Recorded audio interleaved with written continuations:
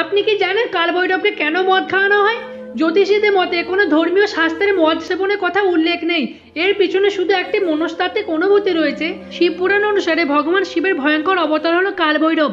যখন ভগবান বিষ্ণু এবং ব্রহ্মা তাদের মধ্যে কে শ্রেষ্ঠ এবং শক্তি নিয়ে আলোচনা করছিলেন, তখন ভগবান ব্রহ্মা মিথ্যা কথা বলেন। এর ফলে মহাদেব ক্রোধে কালভৈরব অবতারে অবতীর্ণ হয়ে ভগবান ব্রহ্মার পঞ্চমস্তক কেটে ফেলেন।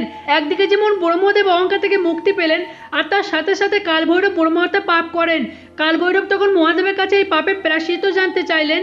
তখন মহাদেব বলেন, তোমার কর্ম এখানেই শেষ নয়, তুমি সকল মানুষকে কাম, ক্রোধ, লোভ, মোহ এগুলি থেকে তাদেরকে মুক্তি করবে। পাপ হবে যেন তুমি সৃষ্টিকে রক্ষা করার জন্য এত বড় পাপ কাঁধে নিয়েছো, তাই আজ থেকে তুমি এই জগতে ভৈরব নামে পূজিত হবে।